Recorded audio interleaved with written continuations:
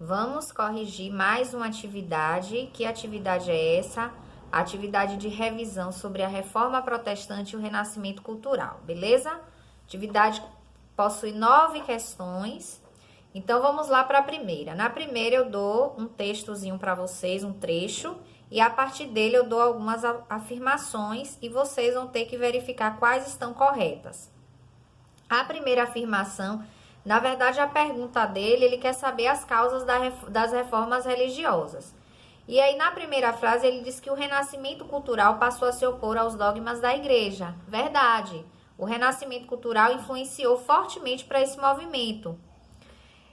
A segunda frase, a igreja passou a ser questionada, pois suas atitudes eram contrárias aos seus ensinamentos. Isso mesmo, né? Era tipo aquilo, faço o que eu digo, mas não faça o que eu faço. E as pessoas começaram a perceber que a igreja agia assim.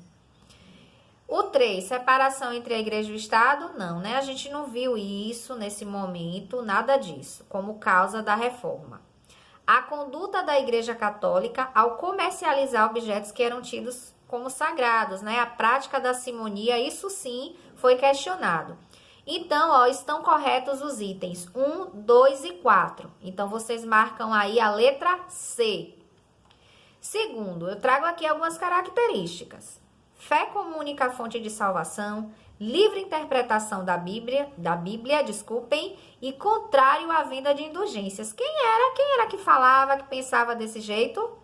Isso mesmo, Martinho Lutero. Então, aí a letra E. Martinho Lutero, que combatia as ideias de Martinho Lutero, que combatia os dogmas da Igreja Católica.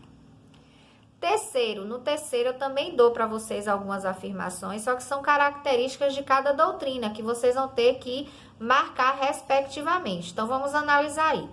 Na primeira, ele diz o seguinte: assim vemos que a fé basta a um cristão. A gente viu isso na questão anterior. A fé basta para salvar. Então, quem foi que disse isso? Martinho Lutero. Então, aí a doutrina luterana. Segundo, o rei é o chefe supremo da igreja. Eita, quem foi esse? O Henrique VIII, muito bem, com o anglicanismo, a doutrina. E 3, por decreto de Deus, para manifestação de sua glória, alguns homens são predestinados à vida eterna. Predestinado. Toda vez que vocês ouvirem essa palavra, tem que lembrar do Calvino. Então, a doutrina calvinista, ou calvinismo. Então, seria aí a letra C. Vamos lá para a quarta questão.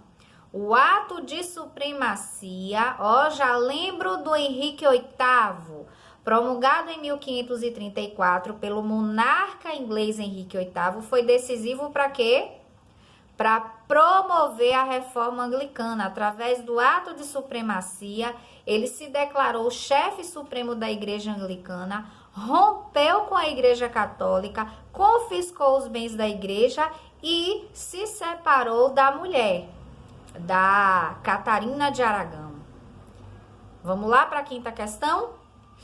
A igreja reagiu ao movimento conhecido como Reforma Protestante. Reagiu com qual movimento? Isso mesmo, a Contra-Reforma. E na Contra-Reforma a igreja instituiu uma série de coisas, né? Vamos ver o que é que esse trecho trata aí pra gente. É uma confissão de Pero da Vila Nova, de 17 de janeiro de 1592. Olha só, um documento antigo, uma fonte histórica.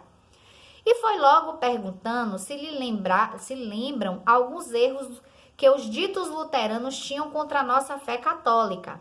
Respondeu que os ditos luteranos tinham e ensinavam que Deus não fazia missa, que quem fazia a missa eram os homens, e que na missa não estava o verdadeiro corpo de Cristo. Olha só, imagine falar isso, que afronto, né, para a Igreja Católica nesse período.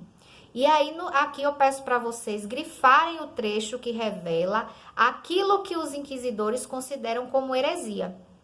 Gente, quando ele fala aqui que ensinava que Deus não fazia a missa, que era o homem que fazia a missa e que o corpo de Cristo não estava presente na missa, isso aí tudo eram heresias, beleza? Agora, na segunda letra, eu pergunto assim: explique de que modo o Tribunal do Santo Ofício agia em nome da Igreja Católica. Lembram que a Igreja Católica, não é, no Concílio de Trento, ela reforçou o Tribunal do Santo Ofício mais ainda. E aí o Tribunal do Santo Ofício, ele tinha como objetivo, né, acusar, julgar e condenar os hereges. Além disso, o Tribunal do Santo Ofício, né, na figura da Santa Inquisição, ele também torturava as pessoas para que elas pudessem confessar os seus pecados, né? E aí muita gente não resistia à tortura e acabava confessando a coisas que eles nem haviam feito de fato. Na sexta questão, eu trago outro trecho, dois textos, na verdade, sobre as bruxas. A gente já viu um texto sobre bruxas, mas esse ele traz informações diferentes dos outros. O outro a gente trabalhou com processos, esse aí a gente vai trabalhar com imaginário, né? E aí na letra A, de acordo com o texto, qual o papel da Igreja Católica na construção da visão sobre as mulheres? Então, a Igreja Católica, ela ajudou a construir uma ideia muito negativa das mulheres, não é? De que elas eram fracas e, por isso, suscetíveis ao mal, que as mulheres precisavam ser vigiadas. Então, essas ideias foram difundidas pela Igreja Católica e elas, como se tornou algo cultural, algo que faz parte da mentalidade, até hoje essas ideias ocupam o imaginário. A ideia de que a mulher é inferior, que ela é frágil, que ela é fraca. Vamos lá para a letra B. Quais características identificavam uma mulher como bruxa? E, gente, o simples fato dessas mulheres terem conhecimento das ervas, das folhas, qual chá fazer, qual infusão fazer para determinado tipo de dor. Então, essas mulheres, elas tinham um conhecimento muito grande a respeito disso. E tinham conhecimento também, tinham habilidade de fazer o parto. Então, a igreja via essas habilidades como um sinal de que essas mulheres eram bruxas. Na sétima questão, eu trago duas imagens para vocês da Idade Média. E aí, eu peço numa questão de marcar que vocês identifiquem as características das imagens renascentistas, das pinturas, em relação às pinturas medievais. Então, nas pinturas renascentistas, a gente tem a introdução da perspectiva, o efeito de profundidade na composição. A gente percebe, se vocês estudaram, tiveram acesso ao livro e observaram bem as obras renascentistas, vocês vão perceber de cara, isso aí não é renascentista. As obras renascentistas, elas buscavam colocar o homem como centro, dando formas, evidenciando as formas humanas. Então, seria a letra A. A oitava questão, eu trago aí também algumas afirmações. Essas afirmações se referem aí de cara, quando vocês começarem a ler, vocês vão pensar, heliocentrismo e geocentrismo. E aí, a partir da leitura do texto, vocês vão perceber que todas essas afirmações, elas estão defendendo o heliocentrismo, defendem que o Sol é o centro do universo. Então, elas rompem com a ideia geocêntrica. Então, ruptura com o geocentrismo, porque as afirmações, elas estão afirmando que o Sol é o centro do universo. E aí a gente já trabalhou isso com aquele textozinho do Galileu Galilei, que a gente fez semana passada. Beleza? Nona e última questão. Tem uma tirinha aí do H. Que horas são, sortudo? Meio-dia, H. É chato viver na idade das trevas e tá tudo apagado. Se vocês estão lembrados das aulas anteriores, eu falei um pouquinho sobre isso, que os renascentistas viam a Idade Média como um período de trevas. Então, explique a qual visão sobre a Idade Média destacada na tirinha, justamente de perceber, de entender a Idade Média como um período de trevas.